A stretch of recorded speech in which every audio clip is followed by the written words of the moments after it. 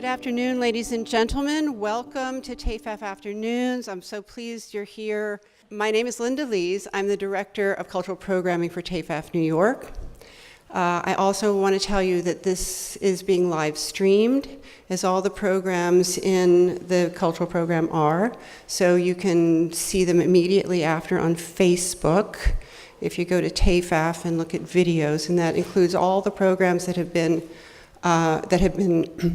in this program since we did the Tintoretto on Saturday morning, and they're afterwards edited and then on the website. So if you miss something you want to rehear in this discussion, or if you want to recommend the discussion to other people, that's a resource for you.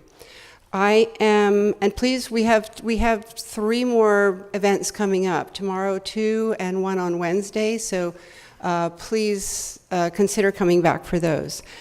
I am so pleased to be able to introduce this panel. It's something that means a great deal to me personally, an area of interest in history and something I wrote my dissertation on, so that a lot of hours put in on this topic. Also because it marks the centenary of the end of World War I, which is close on us. And as I said, how many opportunities do you get to do that in one lifetime? So that's very important to me. So we have a terrific panel here today, and I'm very pleased to introduce our moderator, who will then introduce the panel, David Darcy, who's a correspondent for the Art newspaper. To you, David. Hi, everybody. Thanks so much for coming. We're going to have a lot to talk about, so I'm glad you're all here. Let me introduce the panel. The first person I'll introduce is Kenneth Silver Professor at New York University, and author of a wonderful book, Esprit de Corps, that I can recommend to all of you. Next is Jennifer Farrell, curator at the Metropolitan Museum, who was the curator of this exhibition, World War I and the Visual Arts, that I'm sure all of you saw. If you didn't, you deserve a lifetime in the trenches. Our next panelist is the eminent art dealer who's showing a room of Charles Birchfield upstairs, Bernard Goldberg.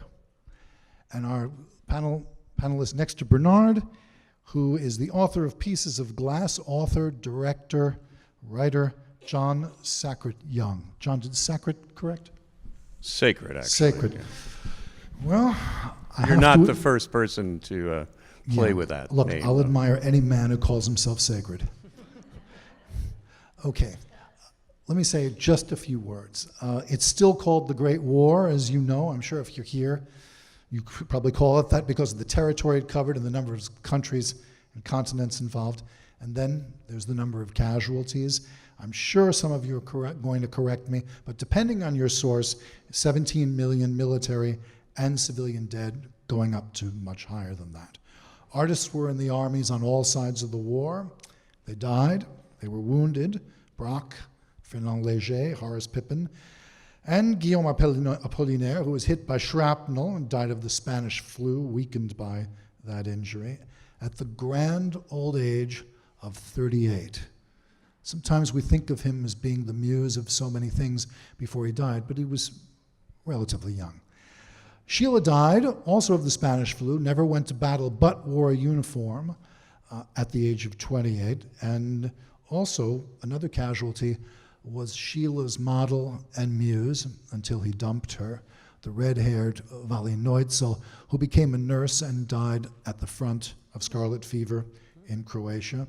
Her grave was just rediscovered last year and restored, another lesser-known World War I monument. I can talk a lot about that, but that's not what we're talking about. Artists like Max Beckmann and Christopher Nevinson depicted the war. We're going to talk about both of them. And the war found its way into all sorts of artists' work, directly or indirectly, but it also has images that have never left us, the trenches, the aerial view, the vast devastated landscapes, and the poilu, the bearded French soldier, became a lasting image. We have the translator of poilu sitting in the audience, if you want to talk to him later. Some waited until afterwards to make it the subject of their work. Horace Pippin, Claggett Wilson. Some never went, like George Bellows, who depicted massacres in Belgium. And when Bellows was questioned about that, his response was, I don't remember Leonardo da Vinci being asked whether he was at the Last Supper.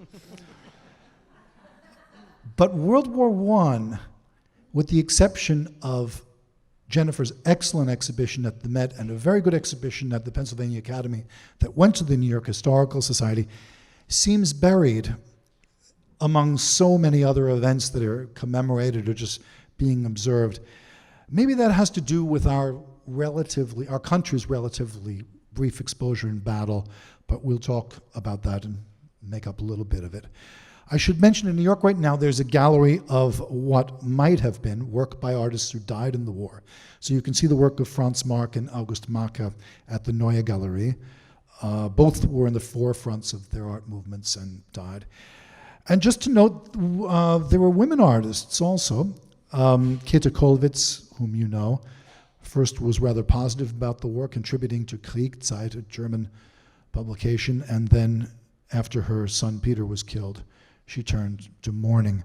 And Georgia O'Keeffe had a brother who was in the U.S. Army, but she was confused but impressed by his patriotism.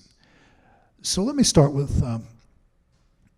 with our distinguished Silver professor.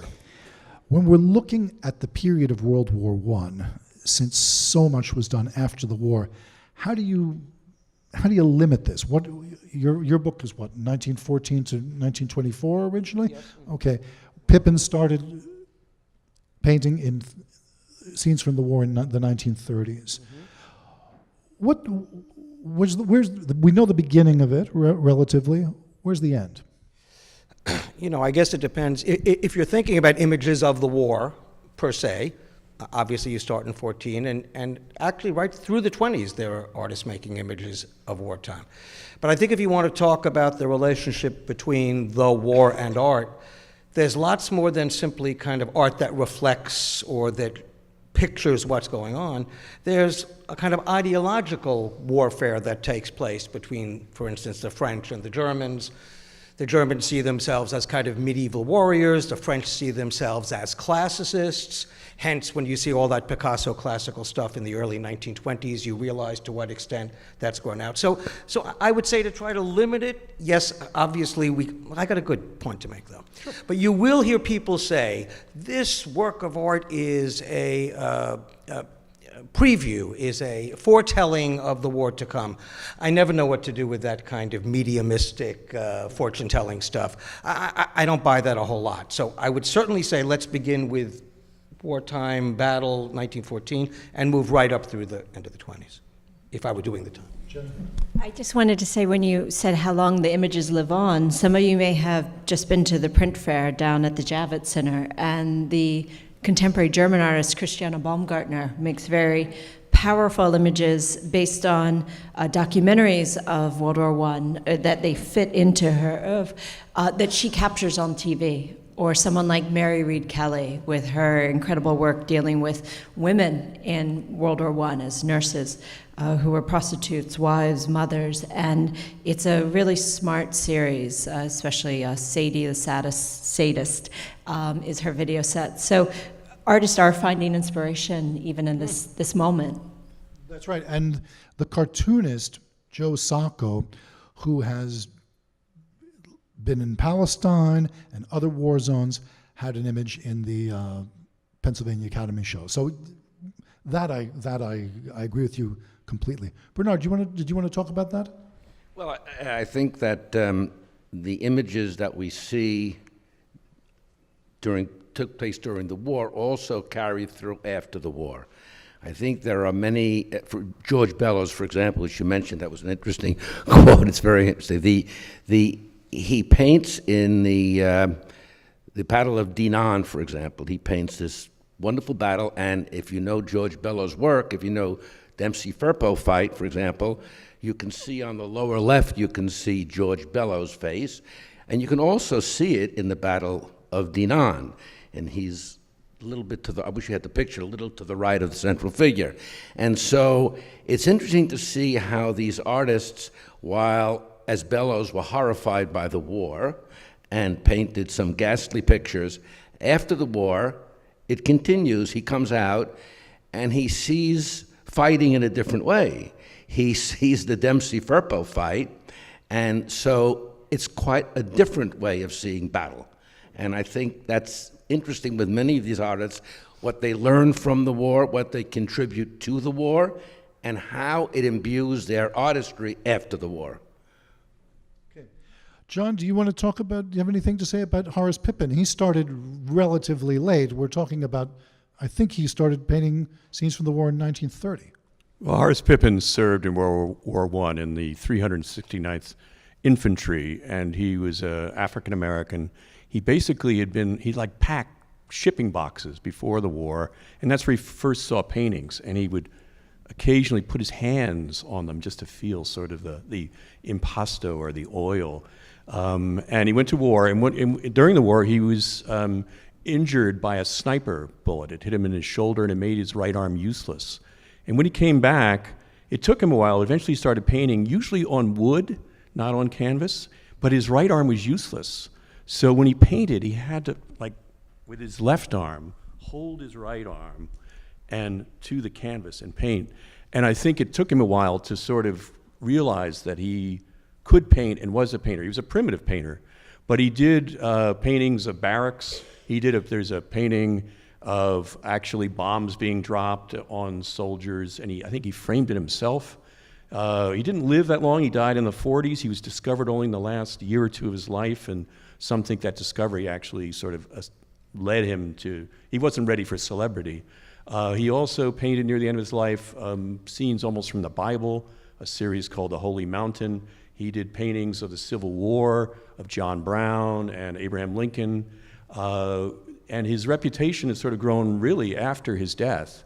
But as a man who, in a very primitive way, but quite dramatic way, he lost the use of his right arm, but never lost his sense of what he had experienced in World War I. How were those paintings received when he exhibited them? Well, he didn't really exhibit for very long. He was sort of painting in Pennsylvania, with no recognition, and then I think it was someone from like the Pennsylvania Academy saw his work, and he was, I think, only exhibited once or twice in his life. And it's come after that he's sort of gone on.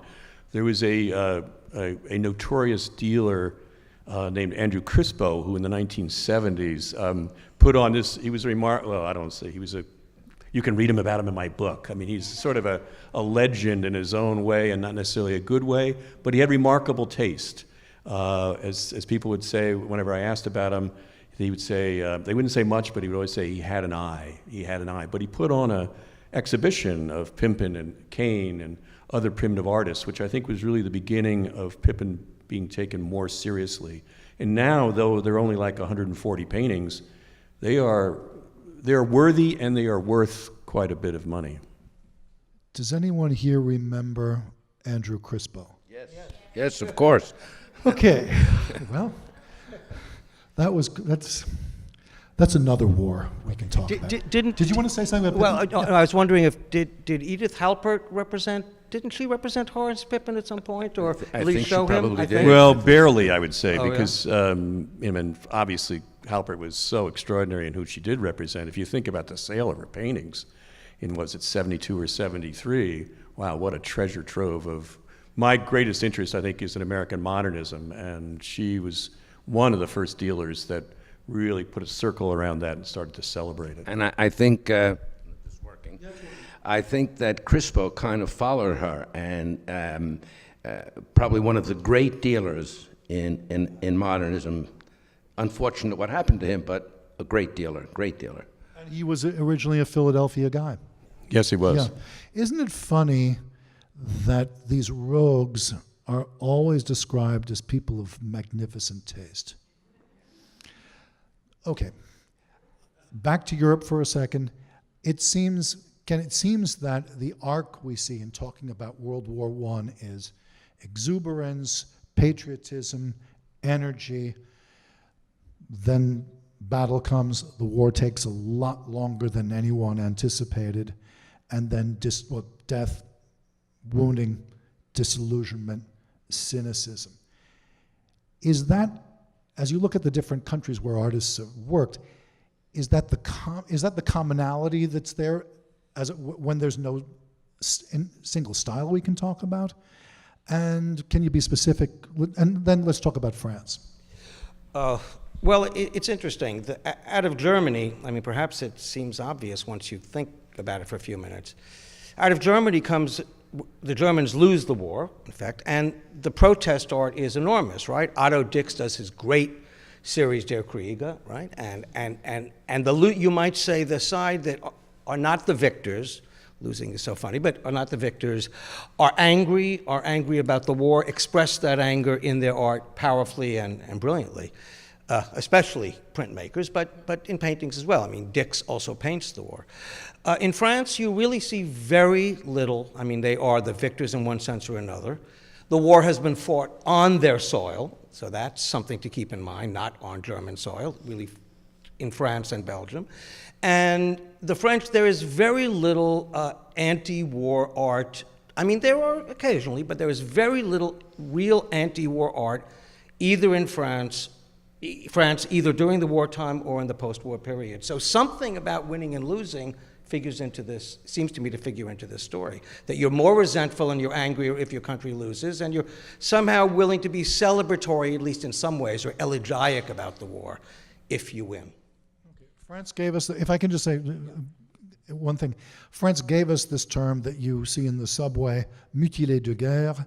There were hundreds of thousands, if not more than that. Were these men mostly invisible in France, in the art that was made in France, the way they were not invisible in the art that was made in Germany? No, I think they were just as visible, but they were considered heroic. Simply, they were considered heroic. I think in Germany, it was an embarrassment. I mean, not only was it tragic, but it was also they looked like that and we lost. So everything kind of disappears. Injury isn't associated with heroism. It comes to be associated with corruption. And in France, those men and a few women remain heroes. So it seems to me. Right. Oddly, because the injured people the injured men in the German prints and paintings were depicted alongside really corrupt people who were uninjured. So, but that's another thing we can get to. Jennifer.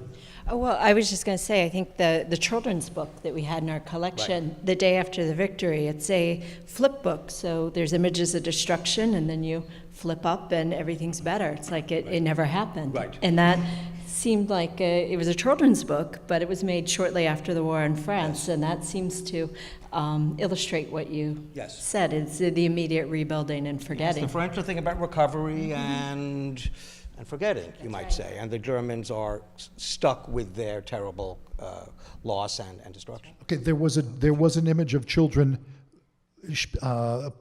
playing made by Max Beckmann. Can you talk about that? Different perspective. Yeah, that was part of his portfolio where he dealt with the war, and it was really quite striking because we have it in the bulletin next to each other, because whereas in the French children's story, it's quite, it's a little image of the children playing with soldiers and a house, and in the background the adults are rebuilding the homes.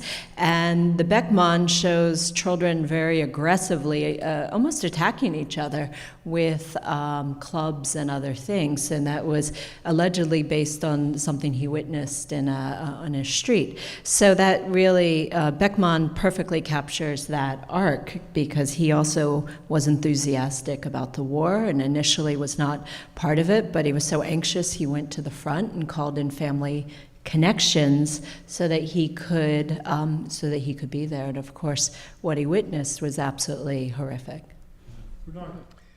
I think there were two ways of depicting the war. There was the gruesome aspect we all know about. On the other hand, many of the American artists were showing a more patriotic or glorious side to the war. And one has to wonder, did they really know what was going on? Because For example, Norman Rockwell, in I think it must 1918, painted the cover for Saturday Evening Post for the song Over There, the famous American song Over There. And he pictures a group of young men sitting around a campfire singing, and one would think that this is a glorious time for the American soldiers, and it really wasn't. And if you looked at people like Paul Nash in England, who was depicting the horrors of war, and in fact, it was what he did was interesting. He took, instead of showing the fallen figures, he used dead trees to depict the fallen soldiers. I think he didn't want to depict how gruesome it was, and it's interesting to see that other artists, and I'm particularly partial to Birchfield because that's what we're showing in our gallery, room 202 on the second floor. But Birchfield then used the same method where he shows, and John is great Birchfield expert, but he often shows dead trees with both vegetation showing life to come. But it's interesting, did he get these ideas from Paul Nash? I don't know. I'm not sure. But Nash shows mounds of hills, which are really graves, different ways of showing not dead bodies. It was a little too frightening because some of it was gruesome, and yet the American artists, like Henry Glittenkamp, for example, has a cartoon in one of the magazines showing men being measured for coffins. So there was this part of it too, where people really artists recognize how horrible the war was. John Sloan, for example, shows a cartoon of a soldier crawling on his hands and knees before an employer, and the employer is saying, now you went to the war, now go find a job. So there was the cynical aspect of it, there was the patriotic aspect of it. I mean, Prendergast, for example, his flags on Fifth Avenue is all glorious and wonderful. And so war is wonderful. Look, isn't it great? Flags and whatnot. And so there are really two different ways of looking at the war. John, did you want to add something to that? I think, like if you're talking about Hassam's 23 flag paintings, American flag paintings, they were mostly done, some were for fundraisers during the war, but others were, I think, in celebration of, in a sense, our victory. And there was a sense in America that we were now the dominant force in the world. We had won the war, but also at the same time, there was sort of that underbelly. Right after the war, there was a recession. There were the IWW, the Wobblies were at play. So right under all this victory was this sort of almost other layer going on. And if you think about, I always think that the 20s, in a sense, were a period of American Renaissance. It not only applied to painting, it also applied to poetry and literature and music. If you think of the authors, a lot of authors served. Obviously, Hemingway served, James Cain served. Faulkner never got to war. Birchfield actually went AWL, which shows you something.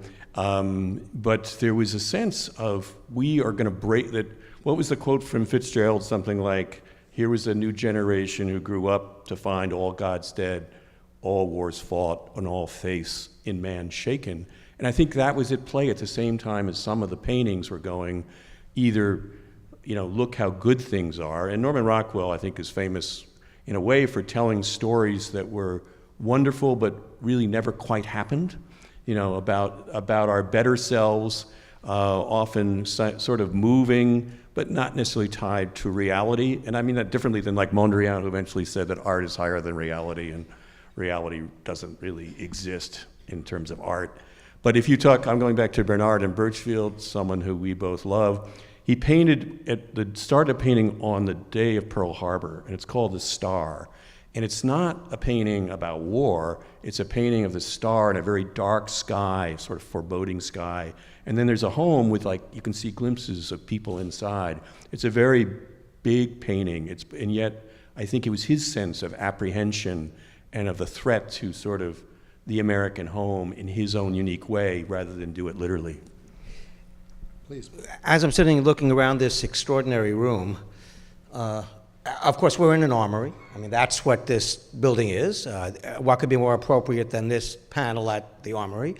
But it's also true we're looking around this room, and what year is this room? Like 1895, 1900? Anybody know? 1902? So, somewhere around there, right? Well, okay, so around there. Can you imagine an armory looking this delightful and gorgeous after the First World War or the Second World War? I kind of think that the war idea after those two great national wars, first World War I, the one we're about to celebrate the 100th anniversary of the armistice of in a couple of weeks, and then, of course, World War II. You can't quite imagine this magnificent expression of that martial state later on. I think things get a lot more sober, and there isn't that kind of delight, almost. Anyway, I'm just thinking as we're talking, partly because I'm distracted by this incredible place. So is this right? This is Tiffany and Stanford White and et cetera? Does somebody know who's the designer, interior designer here? Is Stanford White does the interior, not? Yeah, okay, great, anyway. The rest of it is, I think, all Tiffany. What is Tiffany? Okay. Uh-huh. Okay, let me take us back to 1914, or up to 1914 from 1893. We'll get to those in a second. Ken. Okay, this does not look like somebody painted it in the trenches. No. Okay.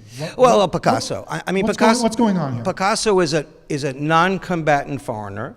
His closest friends, like Georg Braque, goes off to the front.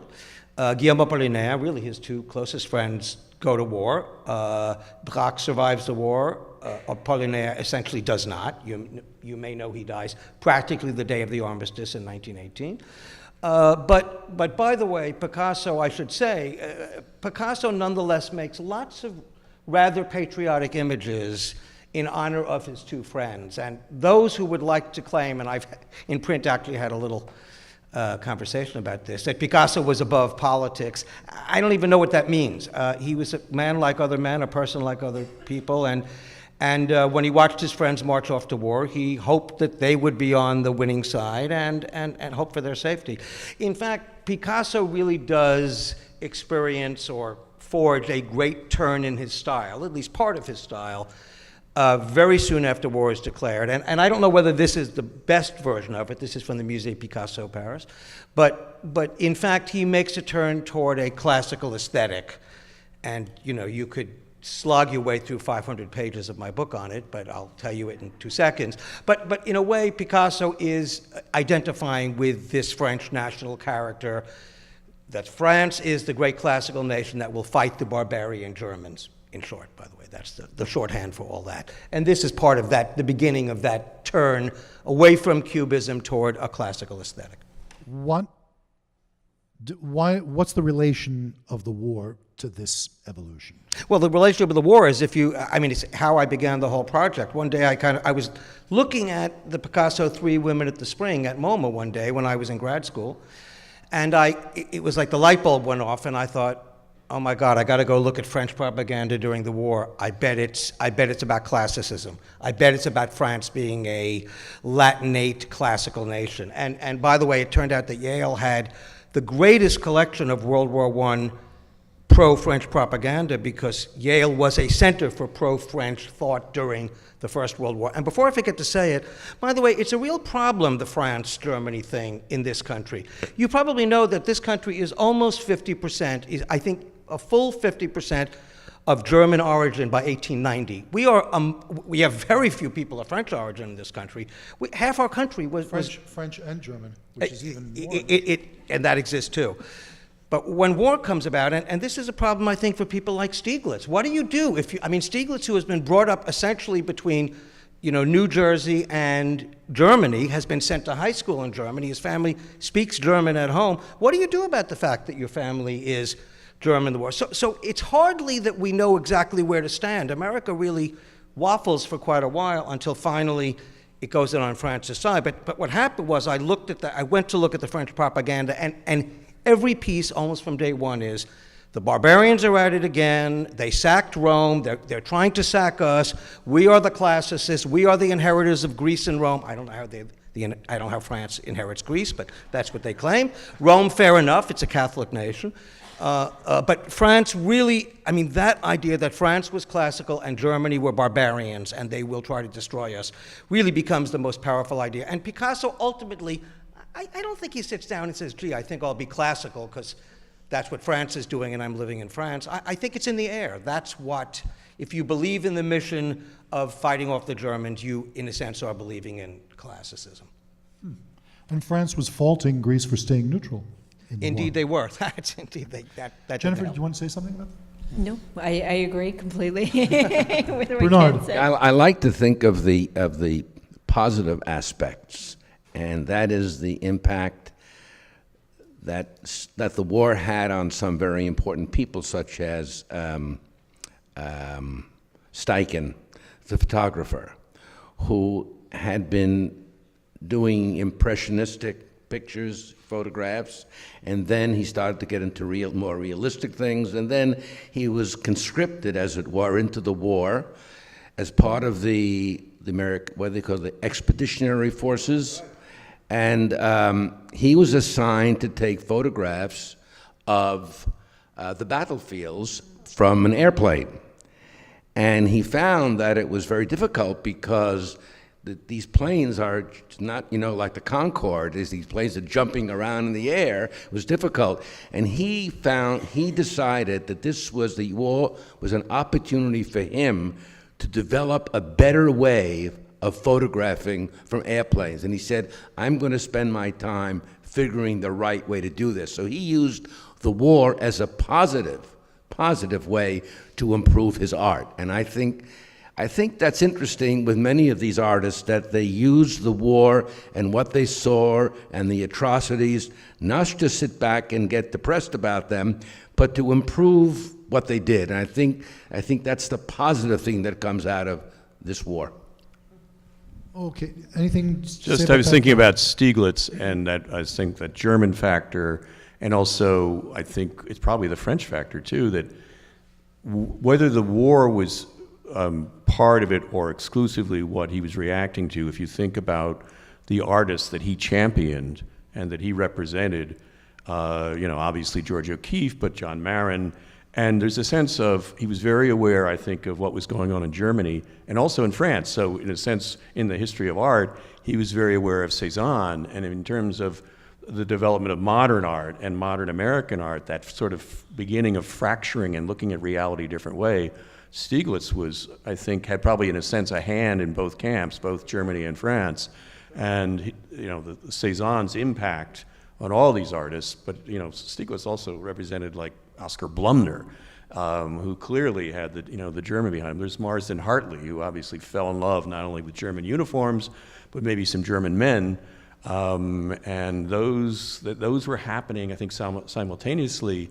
And I don't think he saw them as positive or negative, exactly war-driven, but part of what he felt was going on in a larger context in art, and that this was the way forward, which may be, in a sense, a very positive, impact that he was seeing.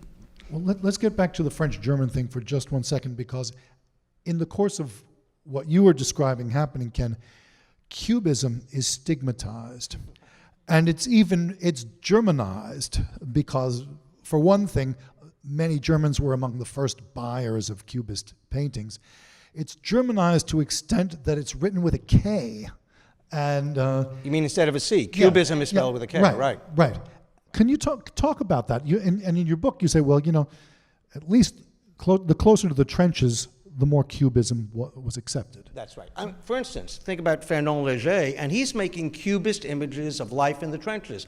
So if you're a soldier, and I think this point has been made here, if you're a soldier and you actually know what's going on, you don't feel intimidated by the propaganda that's in the air. If you're a Cubist and you want to make Cubist images at the front, you're a soldier, you go ahead and do it. In fact, back at home, Cubism was under attack as a Germanic style. Makes no sense at all. I mean, it's a Parisian style. If anything, it's Picasso and Braque first, and then their cronies, not one of whom is really a German. But their dealer, of course, is a German. Daniel Henry Conwell is a German. So that's a little bit of a problem. But as these things often happen, it's an excuse for those who don't like the avant-garde, for the conservative forces in France. The war becomes an excuse to tax Cubism with unpatriotic feeling, because, of course, those people think that all radical art making or all avant-garde art making, or all art that isn't traditional in some ways is subversive. And so, in a very unfair way, Cubism gets taxed with this. And you can see, I mean, if you think about Matisse's great piano lesson from MoMA, right? Certainly one of the great paintings of the 20th century. And then think of the music lesson. I love all my friends over at the Barnes, but let's face it, that Barnes music lesson is not very good compared to the great piano lesson in New York. That's in the space of 1 year. Matisse goes from making, in effect, a kind of his most Cubist painting, 1916, and one of the greatest things he ever makes, allows Cubism kind of in the door, as it were. And by the next year, he's kind of making a neo-Rococo version of that same painting, not as convincing, not as good. But he feels, too, the attack on Cubism, even though he himself was not a Cubist. So the avant-gardists, many of them are turning against the avant-garde. Yes. I just put a Léger up here if you want to say anything about Yeah, this. well, there's a great wartime picture. He's not worried about being a Cubist. I mean, he's a loyal soldier in the trenches. If he wants to make a Cubist image, he paints this actually back in Paris. If he wants to make a Cubist image, he is free to do it. And by the way, no one's going to attack a soldier artist for making Cubist art. The ones they're going to attack, of course, are going to be the Picassos. Robert Delaunay, who's not in uniform, runs away to Spain, and he's attacked. Anyone who hasn't been serving France, if you have the nerve to be an avant-gardist, then you're really in trouble. Well, they threw white feathers at them. And indeed, that's right, calling them chicken or cowards. Right. So we didn't go as far as swift boating in World War I. Is that what you're trying to say? Okay. Now, speaking of this, you would think the futurists had this put out on a plate for them. This is exactly what they had. I don't want to say this prefigured anything, Ken. I don't want to do that, but it certainly seemed to. Yes. But even among, and this is something I learned a lot from Jennifer Shaw too. First, you have Severini, who's living in France, then Married to a French woman. and starts painting the most conventional pictures you could imagine. Why? Take it away. Okay. What the heck? Okay, this isn't. We mentioned your show before. Okay, if you You want can to do talk it. about that, and also, if you could, you want to address that, I have another question about futurism for you. Oh, okay. Well, I just wanted to follow up on a great point that Ken made, too, which is also the difference between patriotism and nationalism. I think, both existed in France at that time, and with the rise of the journals like Les Mots, which were really, and even so many of the images were of the country, not of, Paris.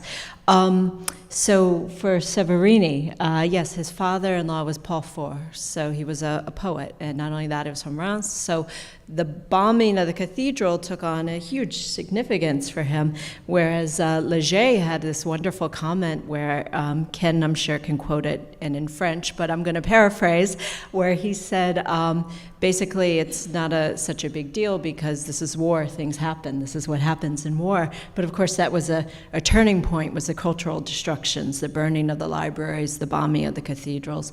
And so that was something against which Severini reacted very strongly. But he did incorporate modernity because it was the view from an airplane. So you could see the propellers and you can see a kind of fractured form representing the cathedral.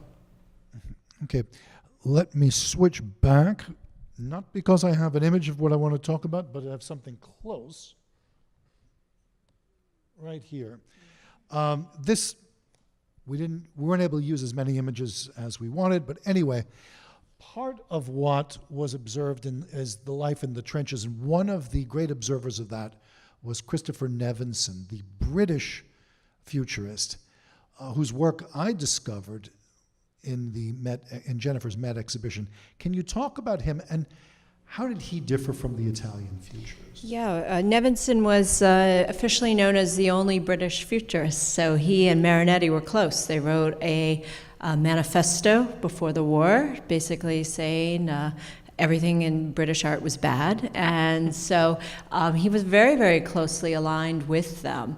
It's interesting because Nevinson almost had dual loyalties because he also, once the war began, before, he published in Blast, and that's Wyndham Lewis's journal, and Lewis was very much opposed to or competitive with the Futurist, and their second issue was called the War Issue, where they incorporate a kind of Futurist aesthetic in their own British Vorticist work. And they had a wonderful quote where it was Lewis wrote that of the war, no one is really in favor of the war except Marinetti, the Kaiser, and he listed 2 more people. And he said of that list, perhaps even the Kaiser can be removed. So in other words, Marinetti was pretty much alone in being so enthusiastic about the war, which, as David mentioned, really does seem like something for which he was very excited. And he did serve, and so he did actually serve himself. So the question was about Nevinson. Yeah. Nevinson's father was actually a war reporter, so that's, I think, something significant. Nevinson tried to enlist, and he was unable to for medical reasons, so he was a medic in the beginning.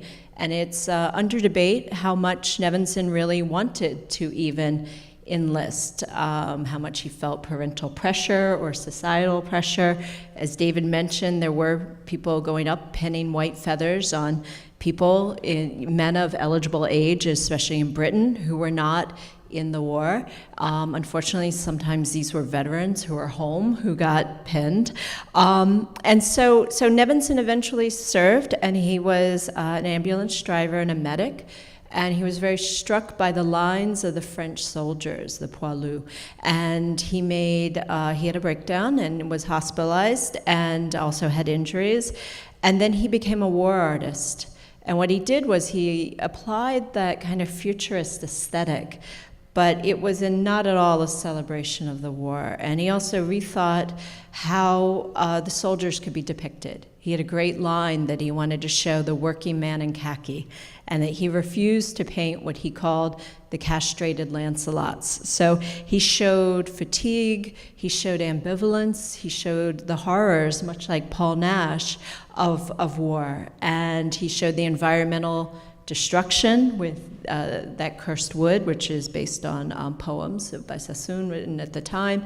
So he also, I think if he hadn't come from this powerful position, this very prominent position, his work would have been censored. In fact, there are letters going back because he shows children killed, and he really shows, not quite in the realm of dicks, but he shows the casualties of war, the gruesomeness of war. There was very serious American censorship during the war. Can you talk about that, Bernard?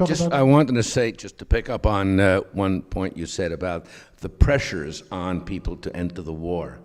And it was interesting, in this country, the posters were very interesting. Are you a man kind of thing? You know, that was all over the place. If you're a man, you go to war.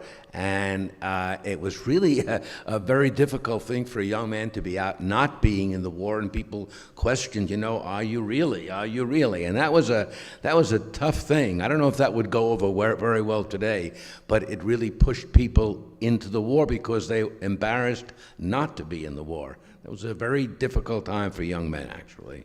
And of course, all the posters, you know, were all go to war, be a man, and save your country, and then with the great patriotism, and see what you can do and help this country to make it strong again, et cetera, et cetera. There was very powerful stuff going on then. I just want to get back to photography, that the development of photography coincided very much with war and changed not only photography, but also changed what we could see about war that we hadn't seen before. Obviously, the Civil War, there was some very rudimentary images, some very powerful, but I think photography became, in certainly the beginning of how media has changed and come forward in how we watch it and what we see. And photography was sort of the World War I thing that suddenly was let loose upon the Western Front, and even, of course, depicting people right down to what became poster art and saying, "Are you a man?" And photographs of people with prosthetic devices, facial prostheses, all sorts of things that were never seen before in photographs. Let me Now, we're at an art fair. We're going to go to questions in a moment, but I have to ask this, since we're at an art fair. Did any of this art sell? Severini's show that he put on in Paris, where he thought he was molding his work to meet someone's demand, didn't sell. Who did sell? Look, I know. Let's move 1 second. Did Georg Grosz sell? Anyway, Ken, you want to take that? I don't know, but I'm going to guess no. I also don't know. I do know that the German doctors, there was a drawing as well as the print set, and for a lot of these portfolios that were made near the end of the war and after the war, what's so interesting is that they were made in different editions. So some would be made with more precious paper, and some would be made essentially mass-produced, especially Georg Grosz, who did photolithography, and it was published by Meleg Verlag, and they were all communist. And so they would sell it out the back of a truck, and the idea was getting the message out there. So the same exact tools, often the same people who had initially made propaganda in favor of the war were now making it adamantly against it. And the idea was to make it, to get the message out. So even Otto Dix made multiple editions of Der Krieg so that it would be more readily available. Okay, Bernard. I don't know if they sold then, but they certainly sell now. No question about it. And some of the Georg Grosz paintings, the Dick, very, very big sellers. I think people looked at them a little cynically then, but not today, because they really depict very well what was going on at the time. So at the time, I'm not so sure, but today, yes. John. I was just thinking, sort of jumping forward, and maybe it's a little too early for this, but I was thinking what happened to these artists through their careers, like what they did at the end of their lives, and how far away most of them went from the sense of war or that actual encounter. I mean, I go back to who I think is one of the greatest American artists, which is Winslow Homer, who obviously experienced the Civil War and did these amazing watercolors of the Caribbean and Bermuda.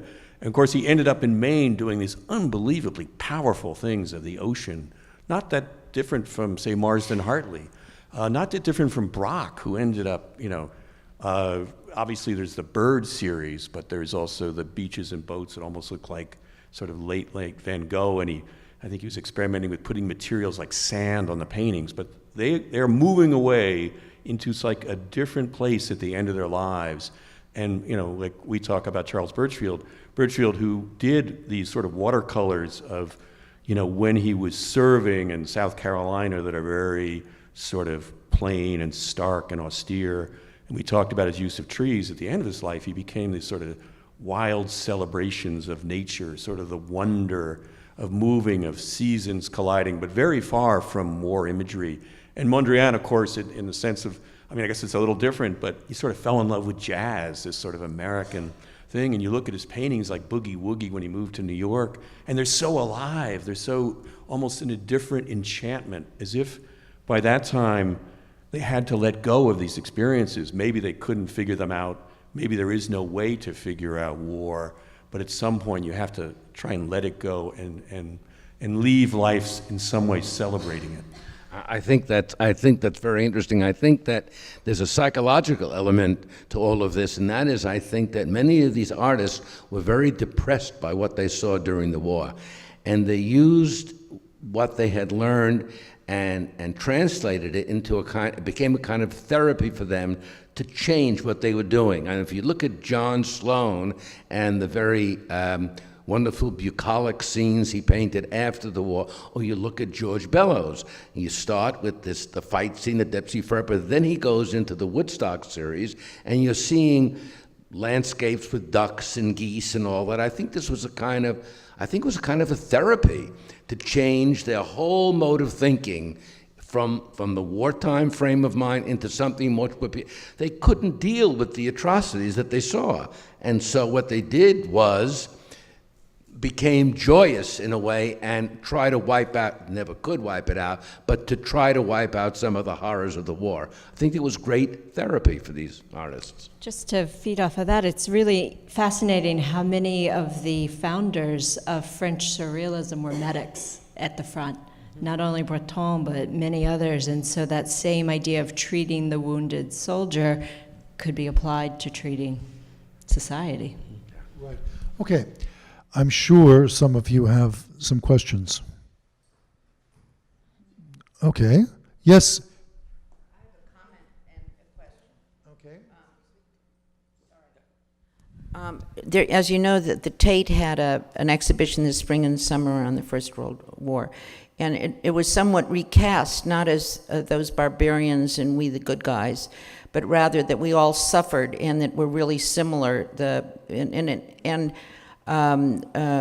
This has been recast as being part of the answer, whether known or not, of the European community now as one community, and it's not us against them. And so, given that, I'd love to have you comment about recasting things in terms of current situations, or whether you saw the exhibition. I didn't see the exhibition. I've read the catalog. And yes, no question it's been recast. I would say, oh, I'm sorry, and I would say that's inevitable. And I don't know that I mean, my interpretation or my reading, which very much has to do with the period of the wartime period, this reading, you might say, is much more a post-war reading in general, the one we've gotten from Aftermath, and they call it Aftermath. I mean, I was rather upset that my Guggenheim show didn't appear anywhere in the catalog or mentioned as if it had not taken place.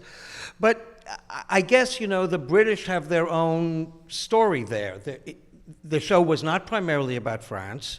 I mean, if your show was about Paris, which was without question the art center of the world at the point, you'll have one kind of a show. But if you want to be sure to emphasize Britain, for instance, I think you're going to have a very different kind of show. And I think, for instance, you're not going to see, well, I don't know, you do see some classical. I mean, they did show some classical material. But nonetheless, I think it's going to be a different show depending on what country it gets made to. Your feeling was that they should not have recast it? It's very interesting to Right. see it recast and see also the similarities between English and German.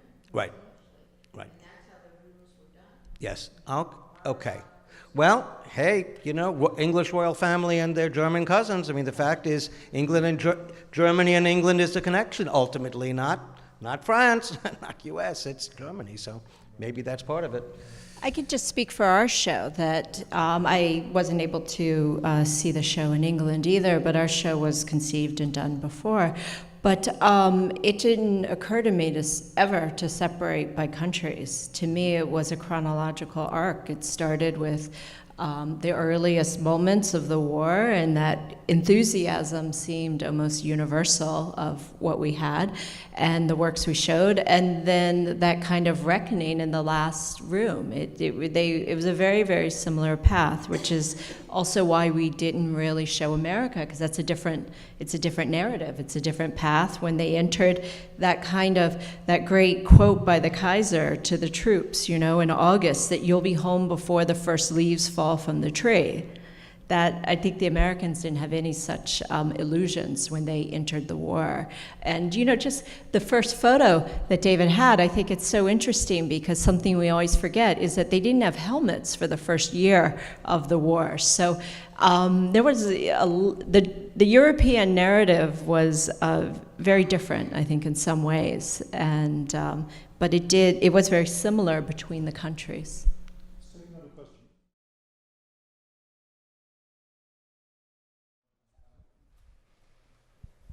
Only because, first of all, it was brilliant what you all had to say, but I was curious, you mentioned in the book about Egon, Schiele, and Umberto Boccioni, and I don't know if you could just mention them because I think they both passed or during or after the war.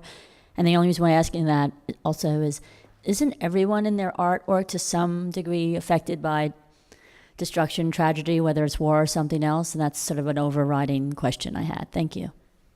Well, let me talk about Schiele for a second. Schiele was drafted, and he was stationed in Vienna caring for Russian prisoners. And at the time he was drafted, he had tried to improve his standing. He ditched his girlfriend, got married to a bourgeois woman, and he was looking for higher status people whose portraits he could commission, or he'd be commissioned for. But in the camp, he, like a lot of people in the army, you're either fighting or you're just sitting around doing nothing. He drew portraits of Russian prisoners, which are wonderful.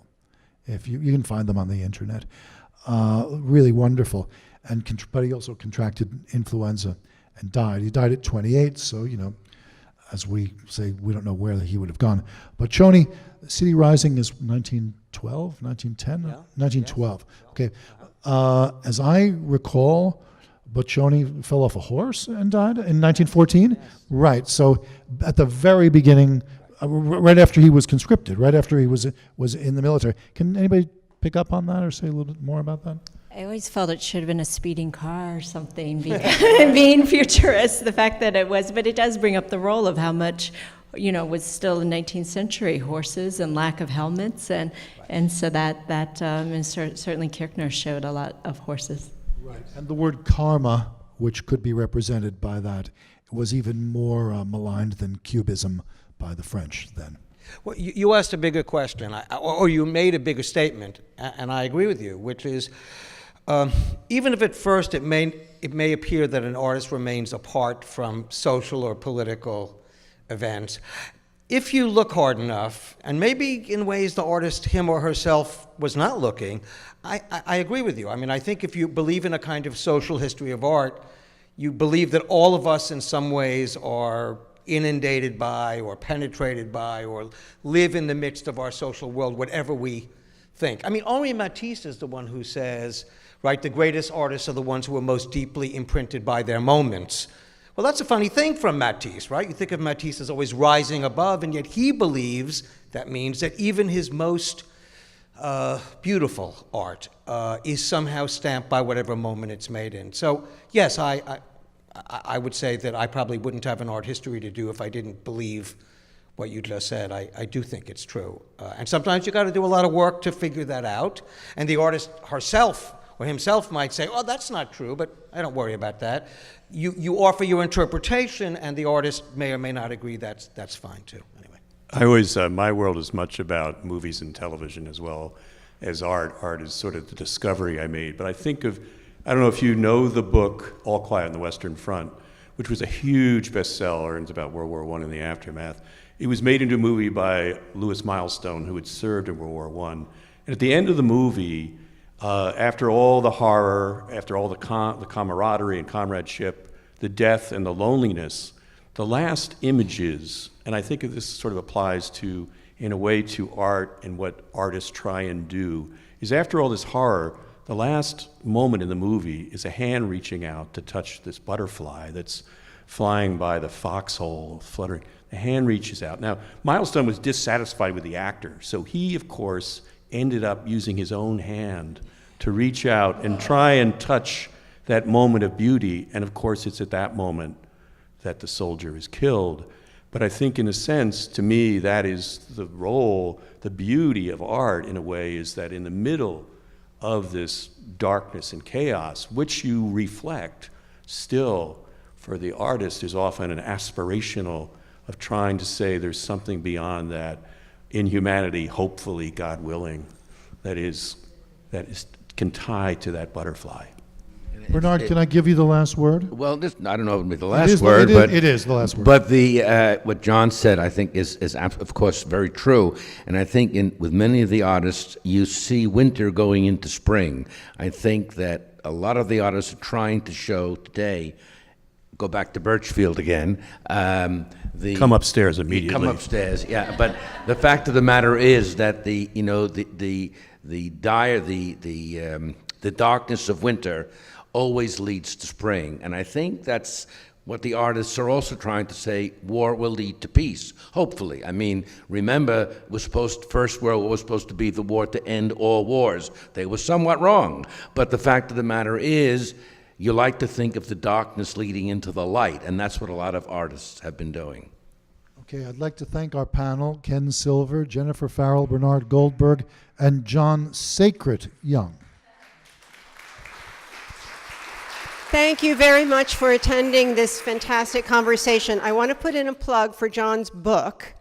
He has kindly brought a few copies of this about passion and art and seeing and meaning. So we have a few copies available in the back if you'd like to have a look, if you'd like to purchase. Please come back for more of these events, including public monuments. I have to put in a special plug for talking about memory and public monuments, because I think the subject of war obviously directly connects to that piece. And thanks again to our great panelists. Give them another hand, please.